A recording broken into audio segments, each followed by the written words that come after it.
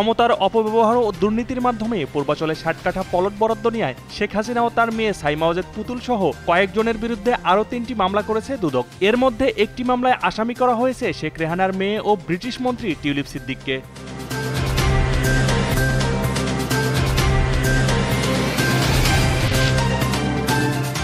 ছাত্র জনতার অভ্যুত্থানে পালিয়ে যাওয়া সাবেক প্রধানমন্ত্রী শেখ হাসিনা সহ জুলাই হত্যাকাণ্ডে জড়িতদের গুরুত্বপূর্ণ কল রেকর্ড হাতে পেয়েছে ট্রাইব্যুনালের প্রসিকিউশন টিম। তবে ট্রাইব্যুনালে তথ্য প্রদানে অসহযোগিতার অভিযোগ করেছেন প্রসিকিউটররা। দুপুরে আন্তর্জাতিক অপরাধ ট্রাইব্যুনালের প্রসিকিউটর কার্যালয় থেকে এ তথ্য জানানো হয়।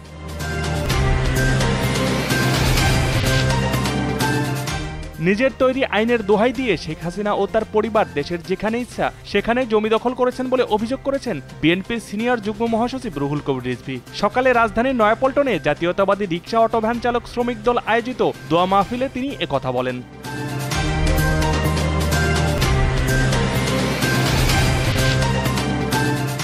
চেক প্রজাতন্ত্রের মোস্ট শহরের একটি রেস্তোরাঁয় গ্যাস বিস্ফোরণের ঘটনা ঘটেছে। এতে নিহত হয়েছে ৬ জন, আহত হয়েছেন আরও ৮ জন। সোমবার এক প্রতিবেদনে ব্রিটিশ সংবাদ সংস্থা রয়টার্স এ তথ্য জানায়।